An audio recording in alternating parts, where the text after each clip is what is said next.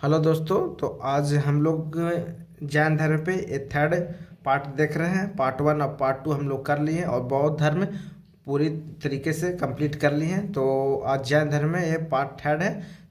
तो हम लोग स्टार्ट करते हैं। मौर्य काल में जैन धर्म को दो भाग में बांटे बांटे गए थे, ठीक ना। मौर्य काल में जैन धर्म दो भाग में बट गए थे। क्वेश्चन आता है कि किस काल में जैन धर्म का दो भागों में बांटा गया था। तो मौर्य काल में पहला था दिगंबर संप्रदाय और दूसरा था श्वेतांबर संप्रदाय। तो दिगंबर संप्रदाय के लोग वही होते हैं जो नग्न अवस्था में रहते हैं। आप देखते होंगे जैन धर्म में नग्न अवस्था में रहते हैं, वो दिगंबर संप्रदाय के लोग होते हैं, ठीक। और जो श्वेत वस्त्र पहने हुए रहते हैं वो श्वेतांबर संप्रदाय के लोग होते हैं। समझ रहे हैं ना आप लोग।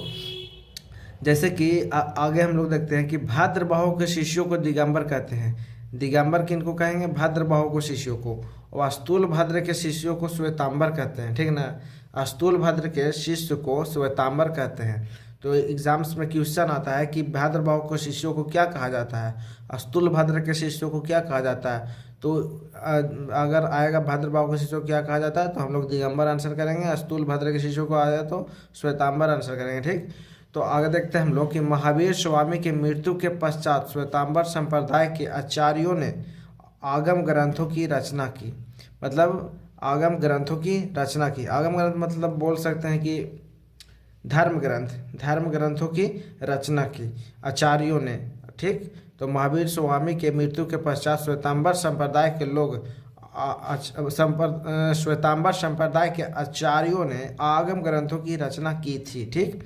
आगम ग्रंथ मतलब धार्मिक ग्रंथ बोल सकते हैं। भाद्रबाहु ने, यहाँ पे ने पढ़िएगा। भाद्रबाहु ने कल्प सूत्र को संस्कृत में लिखा, ठीक। आता है कि कल्प सूत्र को संस्कृत में किसने लिखा था? तो भाद्रबाहु ने, ठीक। भाद्रबाहु, जिसमें तीर्थंकरों का जीवन चरित्र का वर्णन मिलता है, जिसमें तीर्थंकरों का जीवन चरित्र का वर्णन मिलता है। ये सब एग्जाम्स में क्वेश्चन रिपीट होता है। तो हम लोग इस चीज़ को एकदम पूरे डिटेल में शॉर्ट नोट्स बना के पूरे टॉपिक को हम लोग कंप्लीट कर रहे हैं, ठीक ना। तो आप ध्यान देके आप इस सब शॉर्ट नोट्स को देखते जाइए, एग्जाम्स में देखिएगा, बहुत हेल्प करेगा, ठीक। तो हम लोग कहाँ हैं कि भाद्रबाहु ने कल्प सूत्र को संस्कृत में लिखा, जिसमें तीर्थंकरों का जीवन चरित्र का वर्णन मिलता है, ठीक ना। अब देखते हैं हम लोग जैन धर्म के त्रिरत्न। जैसे कि बौद्ध धर्म में त्रिरत्न देखे थे, तो वैसे जैन धर्म में त्रिरत्न देख रहे हैं हम लोग।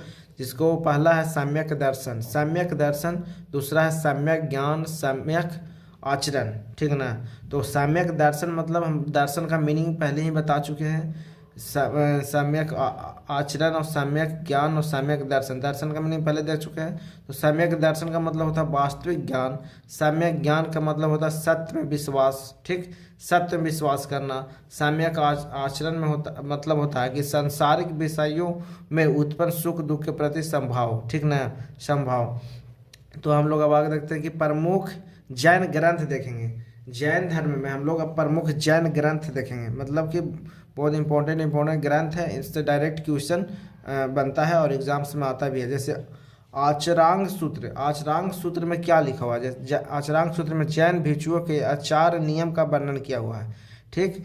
आचरांग सूत्र क्या है? एक प्रकार का ग्रंथ है। भगवती सूत्र क्या है? एक प्रकार का ग्रंथ है, मतलब पुस्तक बोल सकते हैं। ये भगवती सूत्र एक प्रकार का ग्रंथ है। भद्रबाहु चरित एक प्रकार का ग्रंथ है। न्याय धर्म महाकहासुत एक प्रकार का ग्रंथ है। तो ये सब एक ग्रंथ है, ठीक ना। तो ग्रंथ में किस ग्रंथ में क्या लिखा हुआ है, किस चीज़ के बारे में वर्णन किया हुआ है, वही यहाँ पे लिखा हुआ है। तो एग्जाम्स में आता है कि आचरण सूत्र में क्या लिखा हुआ है, या ऐसे पूछा था आचार नियमों का वर्णन किस ग्रंथ में, जैन ग्रंथ में किया हुआ है। तो आचरण सूत्र में। भगवती सूत्र में क्या लिखा हुआ है? महावीर के जीवन काल का चर्चा किया हुआ है। भगवती सूत्र में महावीर के जीवन काल का चर्चा किया हुआ है। भगवती सूत्र में 16 महाजनपदों का वर्णन मिलता है। 16 महाजनपद आप लोग जानते ही होंगे। अगर नहीं जानते हैं तो आप इस महाजनपद को टॉपिक देखिए, महाजनपद क्या क्या है, कितना महाजनपद है, तो आप लोग को ज़्यादा समझ में आएगा। भगवती सूत्र में 16 महाजनपदों का वर्णन मिलता है। और हाँ, किस चीज़ पे, किसी टॉपिक पे अगर वीडियो चाहिए तो कमेंट में बताएं कि इस टॉपिक पर वीडियो लाइए। उस टॉपिक पे वीडियो लाने का हम प्रयास करेंगे और लाएंगे भी। अगर आप लोग का मतलब कि रहा कि इस चीज़ पर वीडियो लाइए किसी टॉपिक पे, इंटरेस्ट रहा तो उस पर आप कमेंट कर सकते हैं, उस चीज़ को हम वीडियो उस टॉपिक पर लाने का प्रयास करेंगे। भगवती सूत्र में 16 महाजनपदों का वर्णन मिलता है, ठीक। भाद्रबाहु चरित्र, भाद्रबाहु चरित्र मतलब चंद्रगुप्त मौर्य के राजकाल का वर्णन मिलता है, ठीक। भाद्रबाहु चरित्र में क्या मिलता है? चंद्रगुप्त मौर्य के राजकाल का वर्णन मिलता है।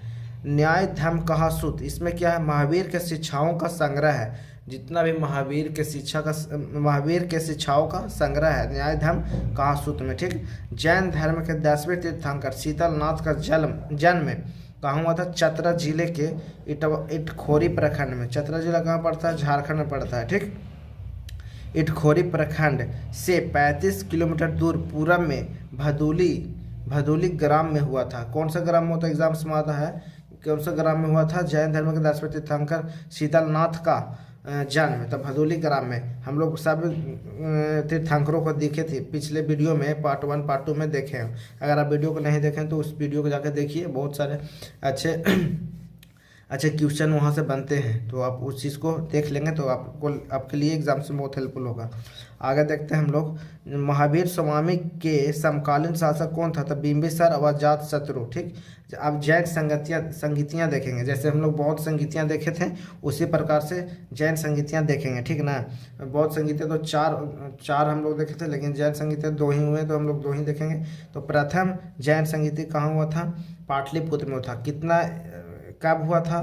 तो 300 ईसा पूर्व में हुआ था, ठीक। स्थान पाटलिपुत्र। एग्जाम्स में सब आता है बहुत क्वेश्चन, तो आप इन सब क्वेश्चन को दिमाग में रखिए, 2-3 बार देखिए, कॉपी में लिखिए, शॉर्ट नोट्स बनाते जाइए और उस चीज़ को देखते रहिए टॉपिक वाइज, तो धीरे धीरे बहुत आसान हो जाएगा, वैसे टॉपिक क्लियर हो जाएगा। नहीं तो एक बार में इतना सारा बहुत भास्ट इस सब का अथी है तो करना मुश्किल हो जाएगा ना, तो करना मुश्किल है, बहुत भास्ट सिलेबस है सब, जीके जैसे बहुत है। तो आप एक टॉपिक वाइज करते जाइए, टॉपिक वाइज आप क्लियर हो जाएगा, ठीक है, पता भी नहीं चलेगा। तो हम लोग देखते हैं कि संगीतियाँ देख रहे थे, तो जैन संगीतियाँ प्रथम अवधि देख रहे हैं। अवधि मतलब कब हुआ था? तो प्रथम 300 ईसा पूर्व हुआ था। स्थान पाटलिपुत्र। अध्यक्ष थे स्थूलभद्र। पूछता है अध्यक्ष कौन थे? प्रथम जैन संगीतियाँ हुई थी तो उसमें अध्यक्ष कौन थे? तो स्थूलभद्र थे। कार्य इसमें क्या होता? जैन धर्म को 2 संप्रदाय में विभाजन हुआ था, जान ही रहे हैं कि जैन धर्म को 2 संप्रदाय में विभाजन हुआ था, दिगंबर संप्रदाय और श्वेतांबर संप्रदाय। तो पहले ही जैन संगीतियाँ में बट गए थे 2 संप्रदाय में जैन धर्म, ठीक ना। यहाँ से क्वेश्चन आता है, जरा बहुत दिमाग में रखिए ये सब चीज़ों को। द्वितीय जैन संगीतियाँ कहाँ हुई थी? द्वितीय जैन संगीतियाँ कहाँ हुई थी? तो बल्लभी गुजरात में पड़ता है, ठीक। तो गुजरात में हुआ था द्वितीय जैन संगीतियाँ, ठीक ना। और कितना ईस्वी में हुआ था? तो 512 ईसा पूर्व में हुआ था। अध्यक्ष को थे देवार्थी क्षमा श्रवण थे, ठीक। इसमें 11 अंगों की लिपिबद्ध किया गया था, किया गया था। तो इन सब चीज़ों को दिमाग में रखिए, और एग्जाम्स में ये सब क्वेश्चन बहुत रिपीट होता है, ठीक। बौद्ध धर्म हम लोग क्लियर कर चुके हैं और जैन धर्म हम लोग क्लियर कर चुका है, टॉपिक खत्म हो गया जैन धर्म का। और बौद्ध धर्म भी हम लोग क्लियर कर चुके हैं। अगर किसी टॉपिक पे वीडियो चाहिए तो आप कमेंट करके हमें बता सकते हैं किस चीज़ पे वीडियो लाइए, हम लाएंगे। नहीं तो अगला वीडियो हम सिख धर्म पे लाने का प्रयास करेंगे, ठीक। तो धर्म से फिर कोई हम लोग को दिक्कत नहीं रहेगा। बौद्ध धर्म कंप्लीट हो जाएगा, जैन धर्म कंप्लीट हो जाएगा, फिर सिख धर्म कंप्लीट कर लेंगे।